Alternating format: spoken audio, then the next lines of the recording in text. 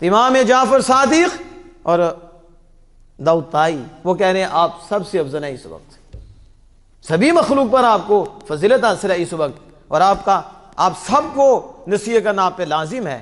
تو سنو حضرت امام جعفر صادق رضی اللہ تعالیٰ عنہ آگے سے کیا کہتے ہیں؟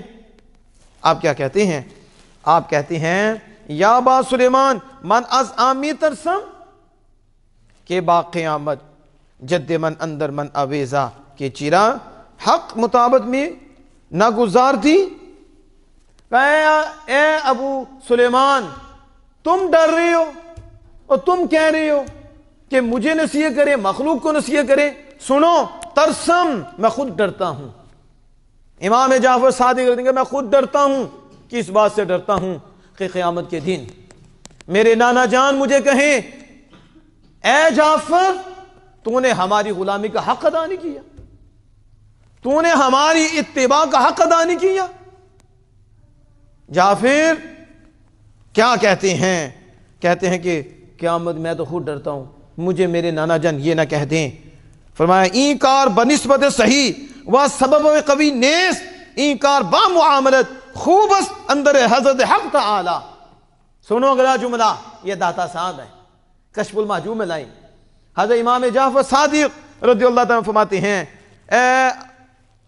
اب داؤد طائی یہ کام نسبت صحیح اور سبب قوی کے ساتھ نہیں ہے، اس کام کہ ہمارا نسب ہے، نسب بھی صحیح ہے، نسبت بھی صحیح ہے، لیکن یہ کام نسبت صحیح سبب صحیح کے ساتھ نہیں ہے، اس کا اس کے ساتھ تعلق نہیں ہے۔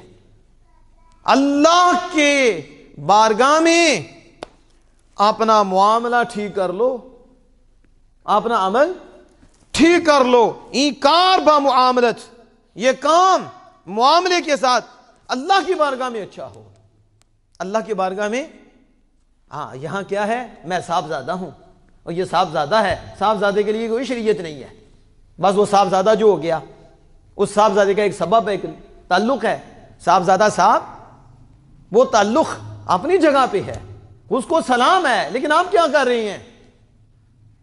اگر تعلق بڑا ہے تو آپ کو پتہ ہے جو اس کی بے قدری کرتا ہے تو اس کی بھی سزا ہے، جتنا بڑا منصب ہوگا پوچھ بھی ہوگی۔ امام جعفر صادق کہتے ہیں کہ ہم تو آل رسول ہیں، لیکن سلیمان داؤد طائی اللہ کی بارگاہ میں اپنا معاملہ اچھا کرو۔ آپ یہ کسی اور کی بات ہوتی پتہ نہیں فتوے لگانے شروع کرتے تھے، یہ تو داتا صاحب رحمۃ اللہ نے لکھا۔ یہاں تو وہ کہتے ہیں کہ یہ جو ہے نا یہ امتی ہیں، ایسے بھی لوگ آگے تو شاہ صاحب امتی نہیں شاہ صاحب، یہ امتی ہیں، تو جو امتی نہیں وہ تو مسلمان ہی نہیں۔ اچھا ایسے عجیب لوگ آگے، یہ تو امتی ہیں، آپ کو خیال کرو، اور سیدوں کو بھی امت سے نکال رہے ہو، تو جو امت سے نکل گیا وہ اس کی سیادت کہاں رہی؟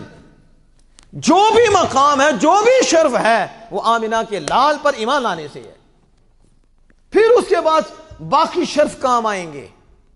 اور اگر ایمان کی نسبت نہ ہوئی پھر کوئی کام نہیں، جو بھی شرف ہے ایمان سے ہے، تو ایمان سے پھر آگے سلسلہ چلے گا، اگر ایمان کٹ جائے پھر کچھ بھی نہیں۔ لیکن عجیب باتیں کرتی ہیں جی، یعنی کہ عجیب ہے کہ شریعت کوئی بھی نہیں، شریعت صرف امت کی ان کے لیے جو سید نے، جو آل رسول نہیں، تو یہ آل رسول کے ہی سردار ہیں۔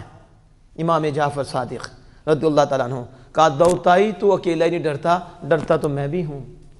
وہ لوگ جو وقت کے ولی، پھر ایسے ولی کے ولی بنانے والے، جن کے پاس بیٹھنے والے خدا کے بندے بنتے، جن کے پاس بیٹھنے والے اللہ کی بارگاہ میں مقبول ہو جاتے، بارگاہ مصوبی میں قبول ہو جاتے، وہ ہستیاں وہ کہہ رہے ہیں کہ ہم خود ڈرتے ہیں کہ کل قیامت کے دن یہ نہ کہہ دیا جائے کہ آپ نے جیسے اتباع کرنی تھی ویسے اتباع ہی نہیں کی، اور پھر یہاں نسبت صحیح کو روک دو کہ اس نسبت صحیح میں آ کر عمل نہ ترک کر دیا جائے۔ یہ ہے کمال، یہ نہیں کہ میں صاحب زیادہ ہوں، اب مجھے ضرورت کوئی نہیں، بس بیٹھ جاؤ میرے ہاتھ چومے جائیں، ممبر پہ بٹھا دیا جائے، ہاتھ چومے جائیں، صاحب زیادہ شریعت کی دھجیاں اڑا دیں، کوئی مسئلہ ہی نہیں، صاحب زیادہ صاحب جو ہوئے ان کو زیادہ پوچھا جائے گا. یہ نہیں ہے، بلکہ اللہ کے ساتھ اپنا معاملہ ٹھیک کرو. وہ الگ بات ہے، یہ تو ان کی بات تھی.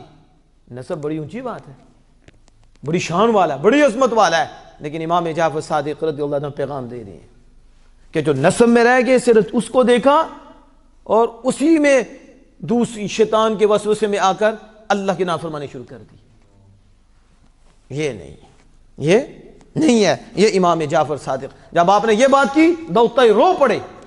انہوں نے کہا یہ تو وہ ہستی ہیں کہ جن کا خمیر نبوت کے پانی سے ہے، یہ تو نبوت کے پانی سے بنے ہیں، اور جن کی والدہ سیدہ طیبہ طاہرہ خاتون جنت ہیں، وہ اتنا ڈر رہی ہیں اور وہ کہہ رہے ہیں کہ اللہ کے ساتھ معاملہ ٹھیک کرو، شریعت پہ چلو، عمل کرو، اللہ کی اطاعت کرو، فرما برداری کرو.